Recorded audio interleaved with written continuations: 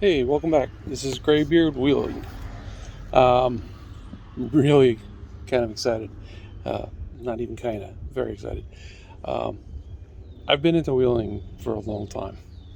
I'm going on 49 years old this year, and next week actually.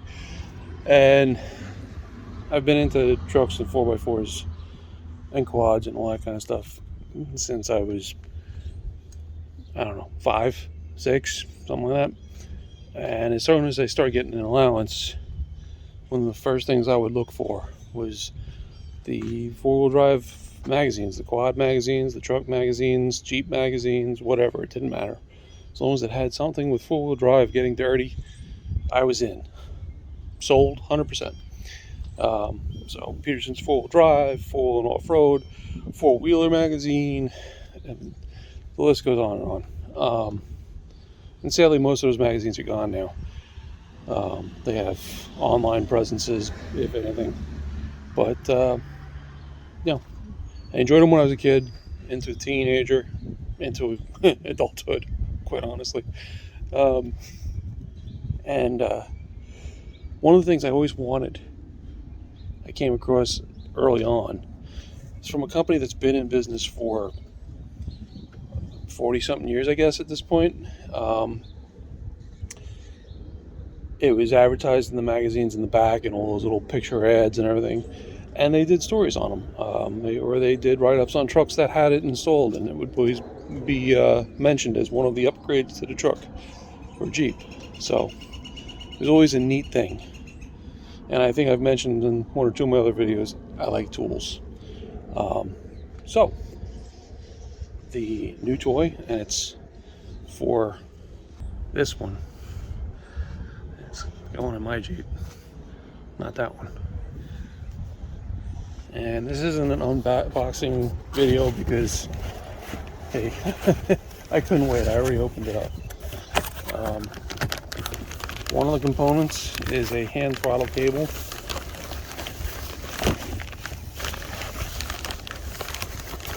And here it goes. There's a knob in here somewhere. So that gets mounted somewhere where you can get to it. And you just basically dial up the RPMs of the engine. The reason that you can only do that is so that you can spin this fancy new alternator at the correct RPMs so that you can power this monster up.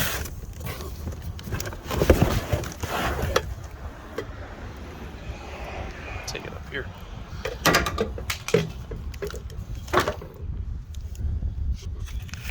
Premier Power Welder.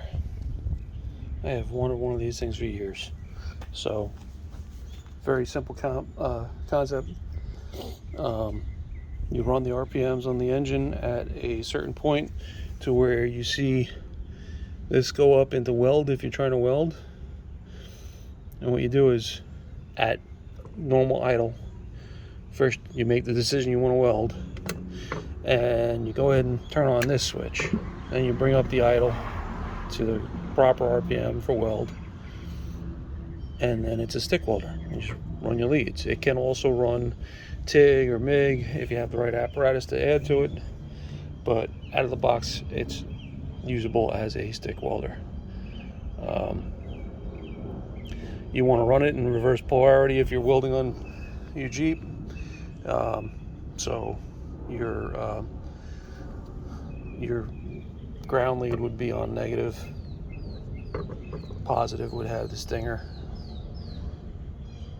And if you want to run a 110 or 115 volt apparatus, something like a grinder, you can do that as well. You just run the RPMs up a little higher to where it says power tool, and boom, you can run something on electric. And it can also do lights and coffee makers apparently, but grinder is probably the most common application. It can't do variable speed, 110 tools, like a variable speed drill. I read somewhere that you can run it if you hold the trigger to full blast and plug it in and just keep it held at full blast, but it's not meant to run that way. And the reason is that this is giving DC power. It's not giving alternating power. It's giving direct. So it's going to work a little differently than your house outlet. But for the things that you can run, it's perfectly fine. And for trail fixes, I mean, you can get away with welding some pretty dirty stuff with a stick welder, but yeah, if you have the ability to bring a grinder with you and clean up your surface, you're going to get a much better penetration, much cleaner weld. And depending on what you're welding, your trail fix might just be your permanent fix. This is a very powerful, very capable welder. It's not something that you weld it and pray it holds. If you've got good enough base material, or you can add supplemental material, you can make it stick. I'll probably pick up some scrap angle iron, 1-inch angle iron or something like that, to throw a few pieces in the truck or in the Jeep, and a few pieces in the trailer box. Because some of the repairs may be, hey, stick it together well enough to get out to the trailer, and then do a little bit better out of the trailer.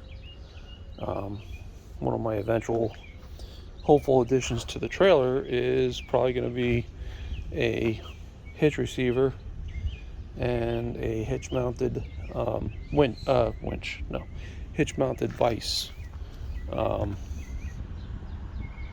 So that would add some utility to the trailer, where I can actually do some work on damaged goods, whatever.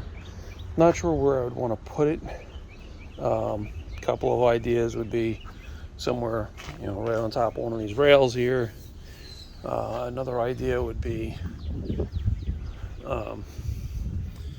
centered up on the fender, have it come out so that it's not too low.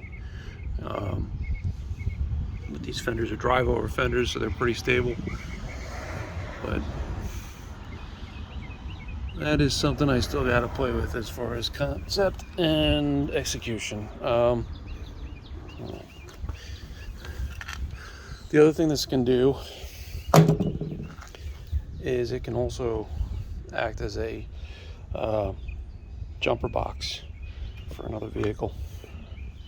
Quick correction on that comment about jump starting. The Premier Power Welder does not act as a jump starter or a boost pack. It's a charger. It will charge the battery. So if you got a dead battery in one of the vehicles, unhook it from the vehicle, unhook the power lead, positive and negative, hook up the Premier Power Welder to it, and give it a few minutes and it'll charge it up, like really quick. So don't try to boost, just charge. Right, back to the video. And then when you're done doing whatever you're doing, you bring the idle, you bring the RPMs back down to idle, and then you shut these off. And it's all very clearly stated in directions, and it's clearly stated on that sticker right there and that sticker right there. So they mean business. On at idle, off at idle. Pretty simple instructions, and the hookup isn't terrible. We've got a few wires here. All right, they're very well labeled. Like, these guys are amazing. They've been in business a long time. They know what they're doing. They give you, so this lead goes to the alternator, battery positive terminal, battery negative terminal, also battery positive terminal. This is probably the lead to signal the field for the alternator. This one goes right into the alternator. There's a plug that it fits, and then a ignition on, key on circuit we're gonna have to find and tap into. But good length wire, should have no problem getting it mounted. And the regulator is an external regulator with heat sink on it. That can be left like that. It can be turned the other way, or it can be mounted elsewhere. It doesn't have to stay on this box. So that gives you some mounting options. It doesn't have to be mounted inside. It is, for all intents and purposes, waterproof. I mean, I don't think I'd want to dunk it and run it soaking wet, but if you look at these things online, there's plenty of guys running them outside dirty. Mine is probably going under the hood because, being in a Jeep, it's a small cab, there's not a lot of room. And while the leads are pretty long, they're not really long enough for me to put it all the way out in the back of the Jeep. So I think I'm going to end up going somewhere right around where the master cylinder is. So let's pick this up.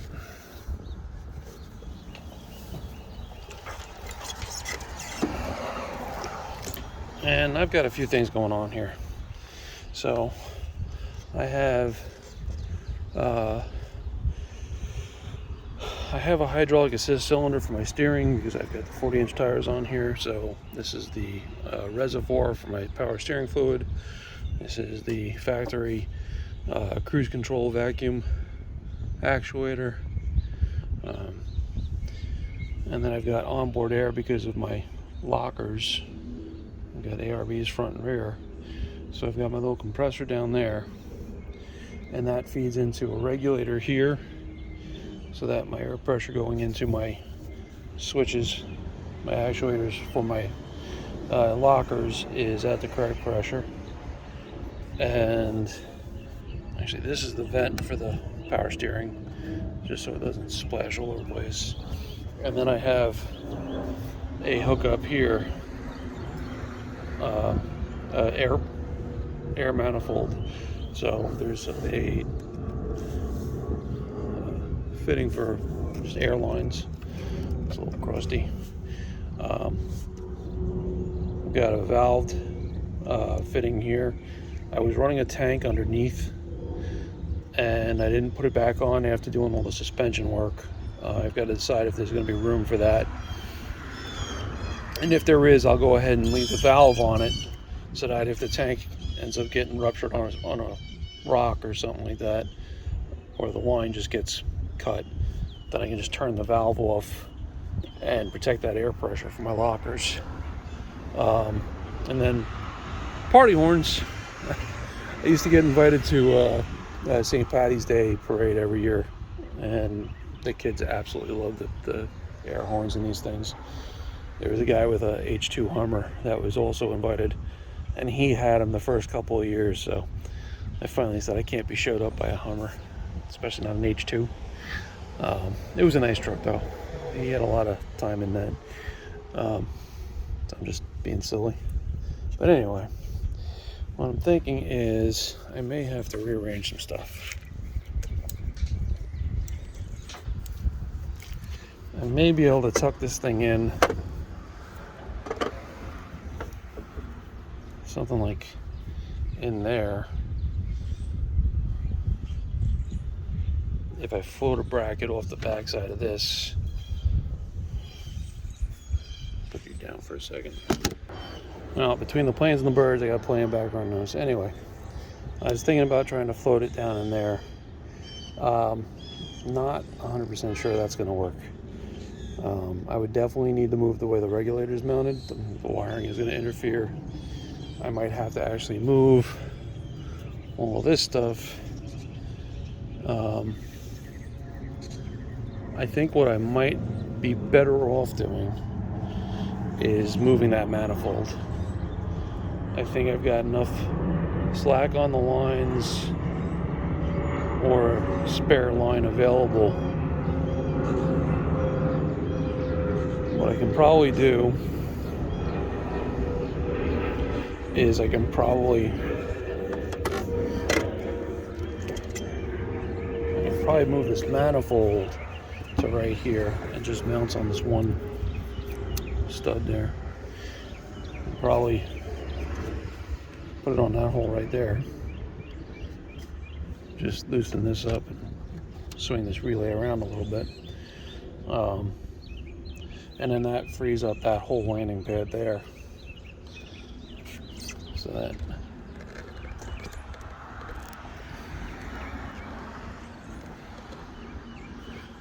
I don't know, it'll be a squeeze, but I think I might be able to fit that in there.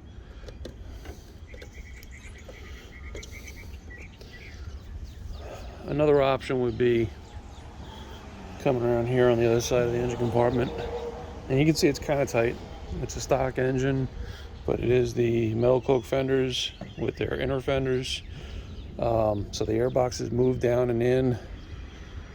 And there's just not a whole lot of room in these things to begin with.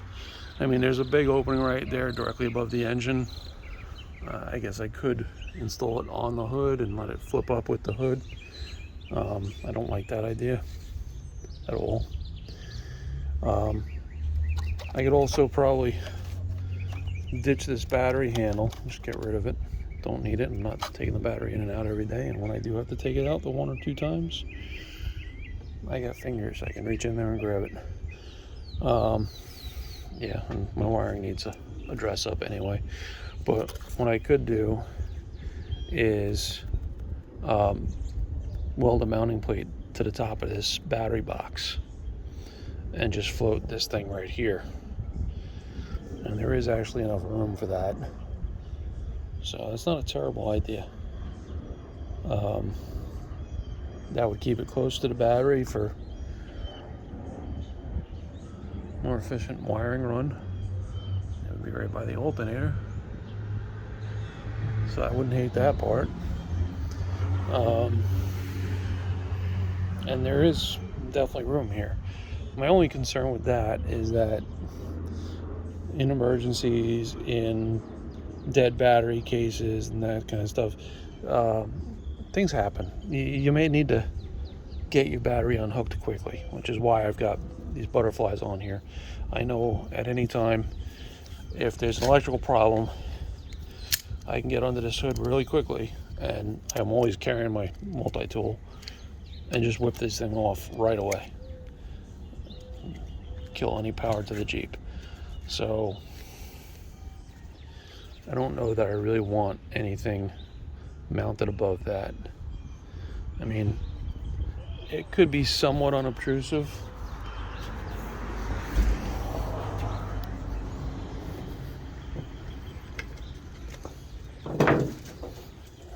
Go back here.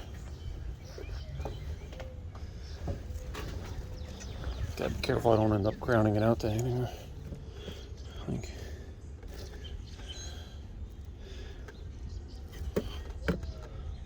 I could definitely make that fit.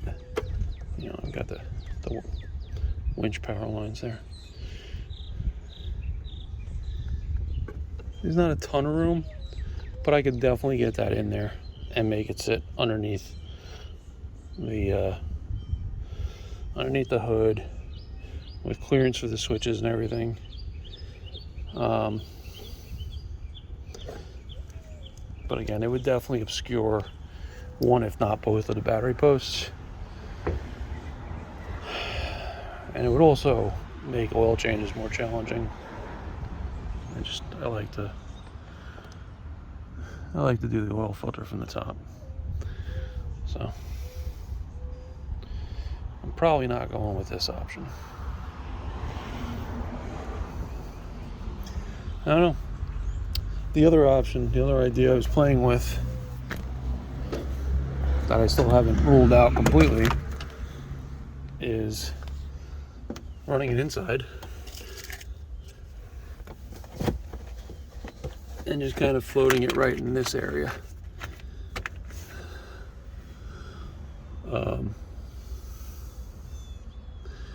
The upside to that would be if I run the throttle controller from inside the cab, I can use it as a cheater throttle in the really rocky stuff. Just low gear and just off idle and just let the Jeep bounce its way through stuff. And I would be able to see that regulator or that voltage gauge, so that when I set the alternator or set the RPMs for the alternator speed, I could do it from in the cab, see it, know that I'm getting it right. The downside to this, oh, the other upside is it would be inside the Jeep. So, I mean, obviously, this thing gets dirty, it gets splashed, but it's definitely not as exposed as under the hood. The downside is I do bring my wife and kids off-roading, and if I need to use the welder and it's cruddy weather out, raining, windy, wet, cold, whatever, snow, if the box is in the cab of the Jeep, that's going to mean that I'm going to have a door open for those cables to be run out, or at least a window. So if it's really nasty weather out, that means the weather's coming in and getting my wife and kids. So the other part is how much room that I really have right there. I mean, I think the regulator would probably have to be pulled off in order for it to fit there. I don't know, it'd be a tight fit.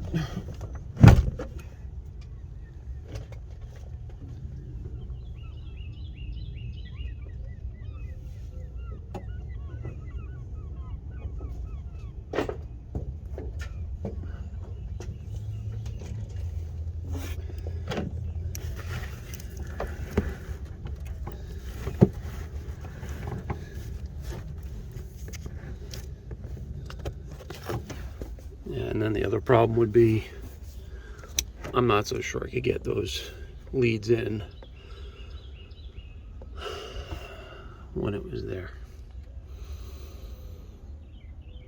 And I'm fairly sure I can't run it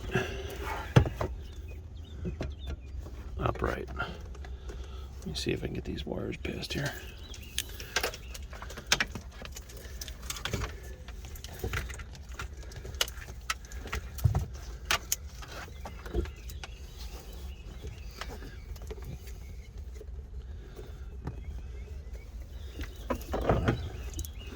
Yeah, so running it something like that,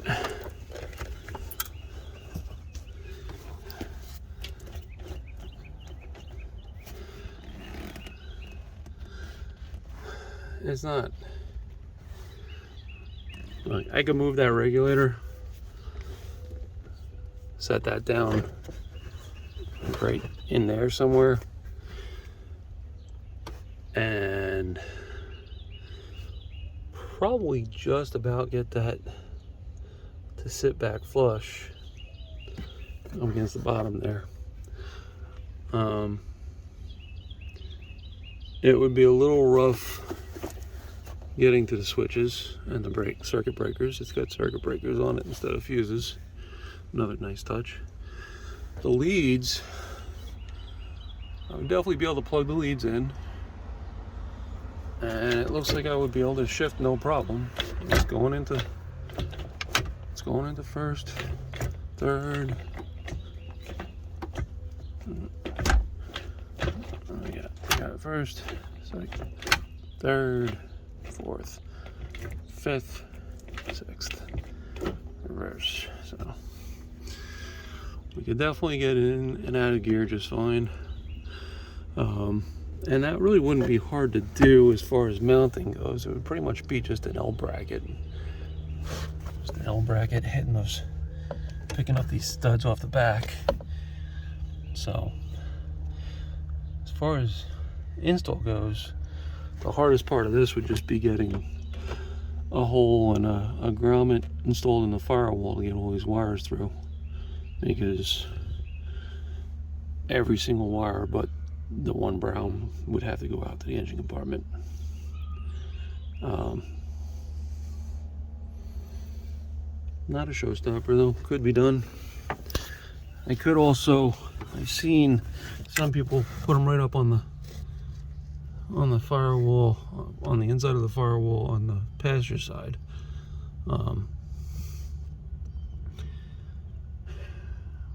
My wife's got long legs. She'd probably accidentally kick it a few times. So, and you know, totally accidentally. But you gotta think about this kind of stuff. So I don't think I'm gonna put it there.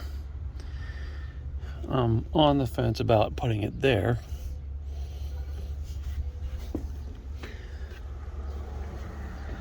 I'm probably a no for putting it there. I think my best option is really going to be driver's side fender,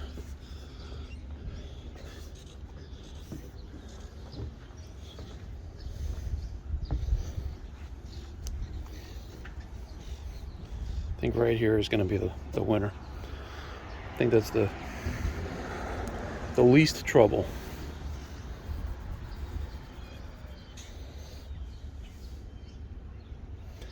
But we'll see. Yeah, and the air horns are probably pulled out. That's the hose for it. It hasn't been hooked up in a while.